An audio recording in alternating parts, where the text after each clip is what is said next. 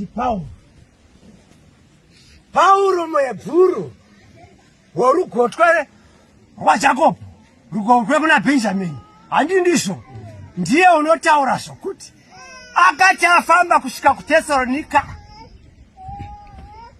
Ini saka dzimwe nguva uchinzi kudzidza kuzhinji kunotambudza muviri.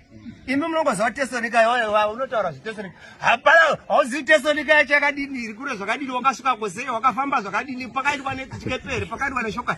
Tesalonika pasi pano.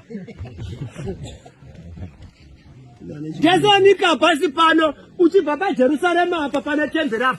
Temberi iri papa pagoma apa ndizvo. Temberi iri pagoma apa pasaidi papa pane gomo remoriva. Pasaidi pane gomo remoria. Unodzira nezhira dziri wadzira apa pane gomo rehemona uri muzhira enda kuSiria kuDamascus guta guru reSiria unozoisiya chino chipoze zvozvo wokona pano paPisidia paAntioch pamba paTimotia ane ndizvo uchibva pamba paAntioch paTimotia wopinda paTasas pamba paPaulo paKirikia guta guru Tasas wabva ipapo inoti dziri wosiya gasiya kumusoro wozira unopinda padi Efeso nesiya pasi wokwira wakale uchinodzira zvezvo dziri yezvo wondopinda pa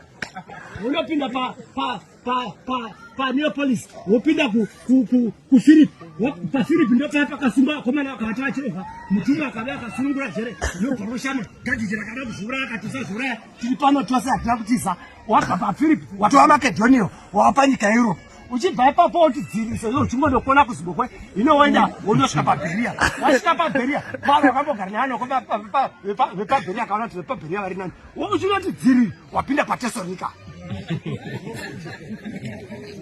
ino Paulo asvika paTesalonika.